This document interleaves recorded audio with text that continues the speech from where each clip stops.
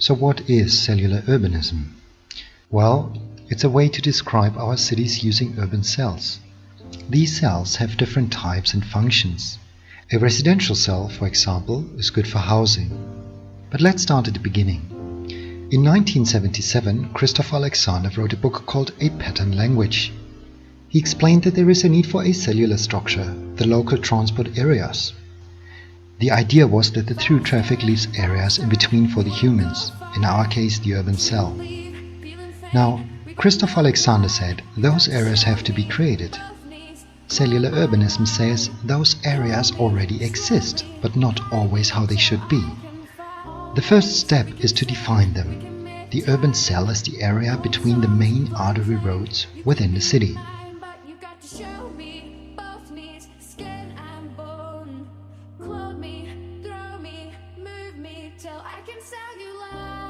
Block cells are the smallest urban cells that exist. The most famous example is Manhattan, which has a cell structure entirely made of block cells. A block cell contains only one street block, or, the other way around, a street block surrounded by main artery roads is a block cell.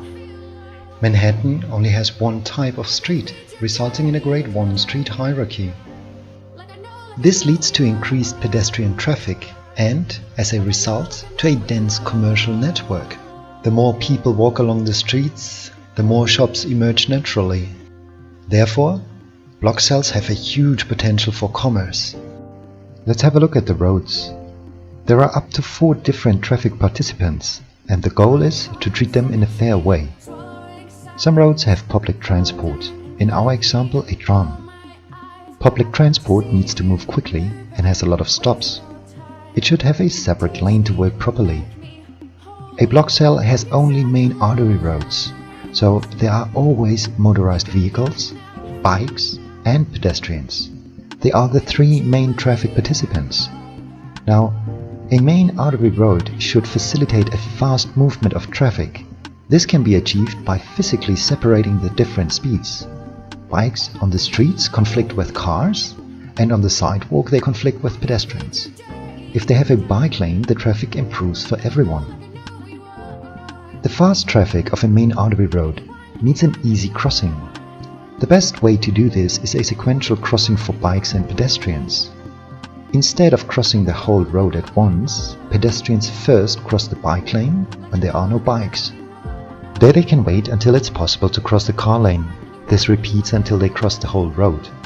Every speed of the road is crossed individually. This sequential crossing avoids unnecessary traffic lights and therefore keeps the traffic moving. Now, if you want to use the potential for commerce, combine the public transport with wide enough sidewalks. The architecture needs to offer space for shops as well, and, hopefully, arcades to shelter people from the weather. Block cells are a good cell typology for high-rise buildings, like here in Manhattan. In other cities, the block cells are used for financial districts. The downtown in Los Angeles, the central business district in Melbourne, or Lujiazui in Shanghai are just a few examples. If a block cell is used as a neighborhood park, like here in Mexico City, the park tends to be empty, turning into a decorative green. These parks are difficult to access and have a lot of traffic noise. They are the least favorable location for parks. The perfect use for a block cell is a commercial node. In combination with linear cells, they form very active subcenters, like here in Copacabana. The highest density of shops can be seen around the block cell in the center.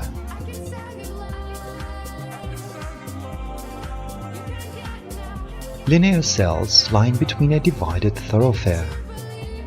The divided road has less traffic and is therefore easier to cross. More space can be used for pedestrians, supporting a strong commercial network. The high number of shops along the main artery roads makes the linear cell highly commercial. But the cell has also slow traffic streets. They are ideal for housing and achieve a Grade 2 street hierarchy. Therefore, the linear cell is a mixed-use cell. It can be used to form active subcenters, not just in the suburbs, but also within the urban nucleus. So, how does this divided thoroughfare work? Imagine you have a wide main artery road. The car traffic is in the middle, the public transport, like buses and taxi, is on the outside. At the edge of the road you always have some green, bikes and pedestrians. Now, if you divide the road, you get a one-way street for motorized vehicles. The division creates new space for bikes and pedestrians. This leads to a highly efficient main road with fast traffic, but since it has half of the traffic, it forms a boundary that isn't that strong. The divided road increases its percentage of sidewalks, which, in combination with the public transport, strongly supports the growth of shops. These shops grow naturally along the main artery roads with public transport. The concept of a main artery road is always to keep the traffic moving. They are fast roads and any disturbance should be avoided. The physical separation of the different speeds and the sequential crossings should be used in all main artery roads. The buildings along these roads have a good accessibility, but a lot of traffic noise. According to the Network Cities from James Braley and Steve Whitford, these buildings are perfect for offices. The linear cell works best with a width of 1 to 2 street blocks. The main artery roads are connected by smaller streets. To increase their quality, they should be planned as slow traffic streets according to the Wunov system. Jan Giel described the system in his book Life Between Buildings. Slow traffic, bikes and pedestrians use the street together. The slow traffic areas are visible and the velocity of the cars reduced by certain obstacles. Furthermore, parallel parking, which is the traffic at rest, should be located along a slow traffic street. Traffic at rest and fast traffic have conflicting velocities. In combination with trees and green, these slow traffic streets make fantastic living streets. They are quiet, but in between two very active commercial roads.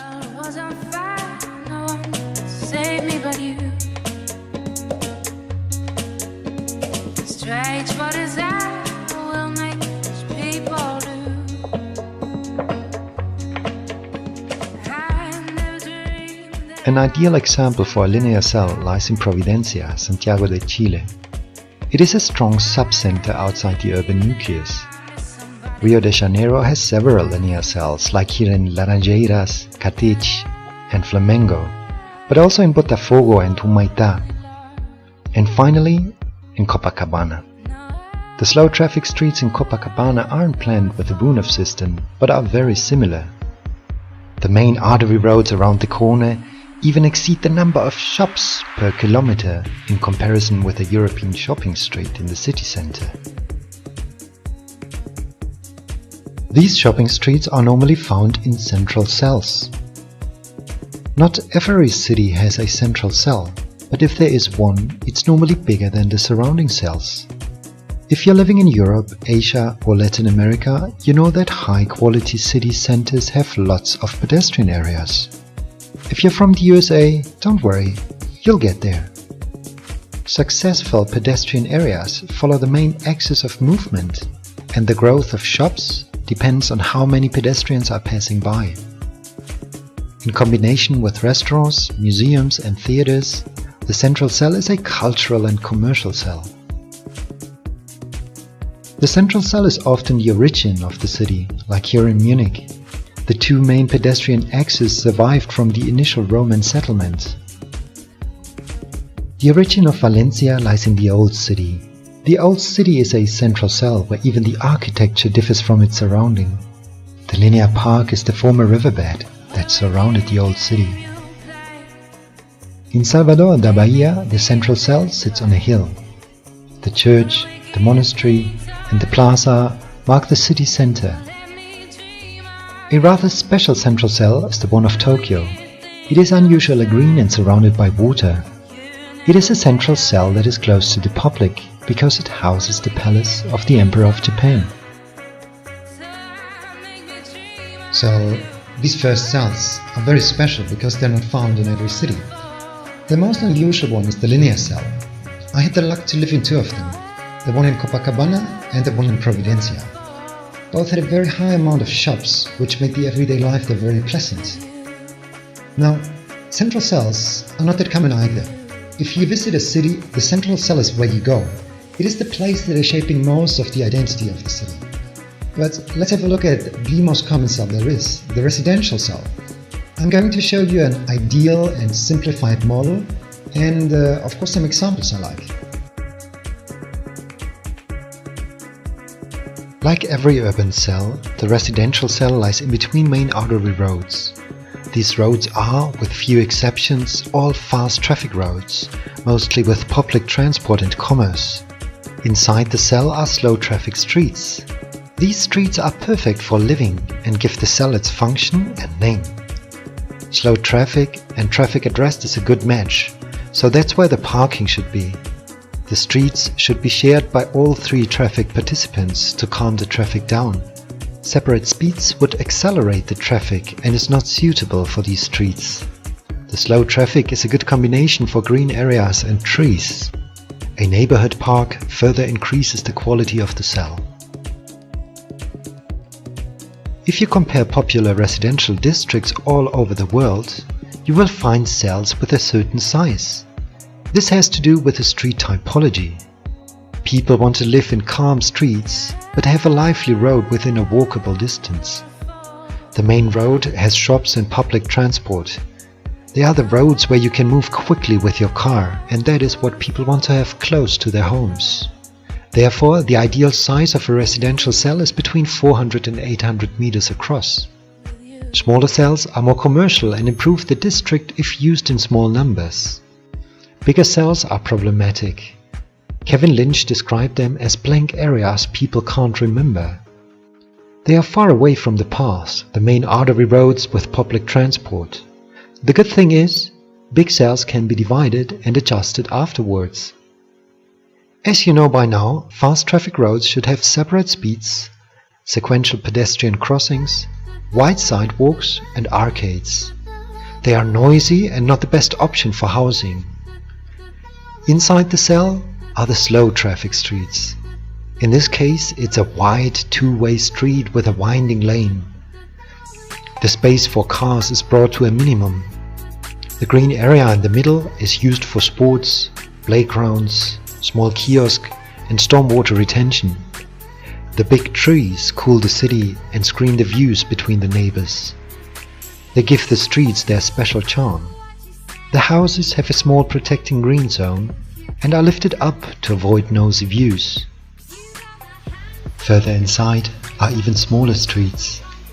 The lane is shared by cars, bikes and pedestrians. In Germany this would be called a Spielstraße, a playing street that is even safe for children. This is where the park begins. A park should always be located away from fast traffic. It is a place to breathe and to meet with others. Apart from the fresh and cool air, the park should provide some functions. The most common ones are sport fields, water ponds, a plaza for events, and of course a big lawn to sit and play. Parks can be further activated by other programs, such as playgrounds, areas for dogs, barbecue areas, lookouts, carnivals, farmers markets, restaurants, cafes, bars, night markets and much more. The important thing is that the park offers something. As I said before, this is one version of a residential cell. I chose a block size between 65 and 180 meters.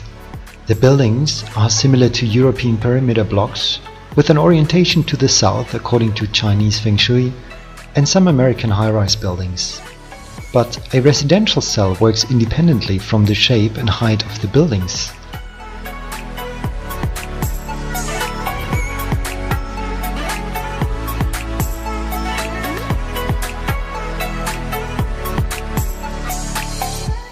Let's have a look at some examples. My favorite example lies in Mexico City. I lived here for 8 months and enjoyed the park, the green streets, the bars and restaurants. It was one of my favorite spots in the city before the earthquake of 2017. This is a residential cell located in Shanghai, where I've been living for a year. The streets are very green, but they tend to be fast traffic, making the cell almost a block cell structure. I normally just move through the cell, since there's not a single place to stay. A friend of mine lived in this residential cell in Amsterdam. He just had to cross the canal to enjoy the green.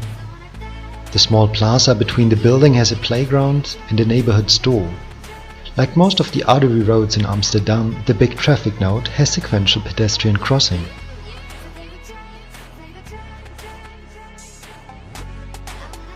Like the name suggests, industrial cells have industry as their main function. Los Angeles is a good example to understand where the industry is located. The most important factor is a good connection, meaning big urban nutrition arteries to transport goods. I'm not referring to the big highways, which have a certain influence as well. I am talking about the train tracks and navigable canals. Most of the industry is located along them. Purely industrial cells, like here in Los Angeles, tend to be big. The cell is double the size of the typical residential cell you can see on the top left. The industrial cell lies close to train tracks, in between a canal and a highway. Other industrial cells are much bigger, like here in Al Jubail. Depending on the industry, the space requirements can be very different. The good connection with train tracks and canals remains. This industrial cell is 8 times bigger than the typical residential cells seen on the top. Some industrial cells are mixed with other functions, like here in Tokyo. The industry forms a buffer to the noisy train tracks and highways. Sport facilities are used as a buffer between industry and housing.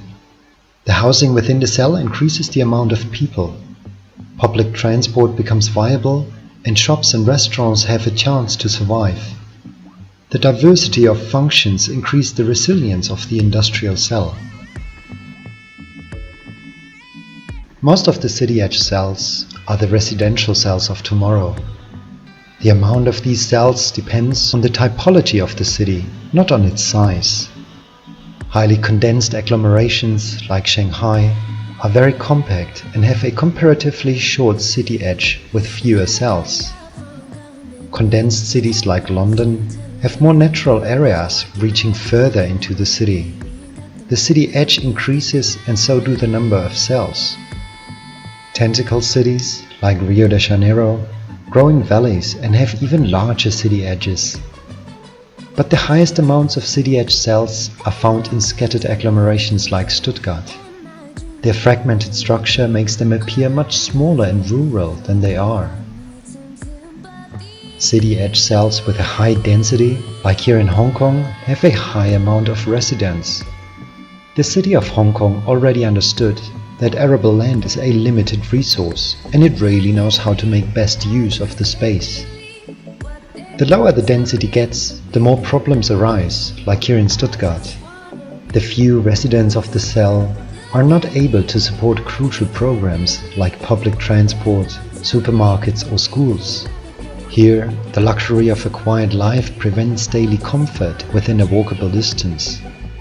Even lower densities, like the urban sprawl in Philadelphia, can hardly be called a city. The land consumption per resident is enormous and enforces dependency on cars. American cities from Washington DC to New York City have a huge amount of these unsustainable suburbs around their dense urban nucleus.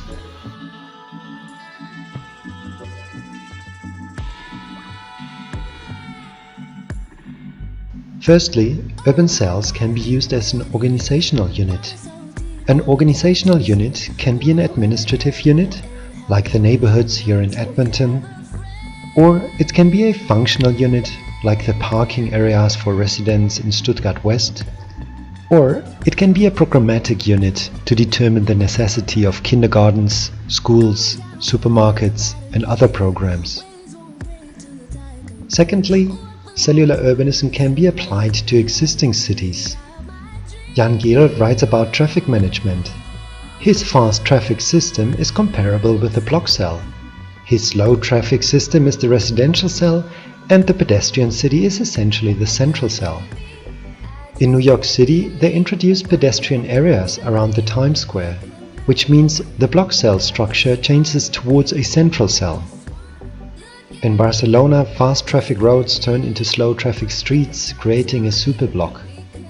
The main roads now have a distance of 400 meters. 9 of the existing block cells turned into one residential cell.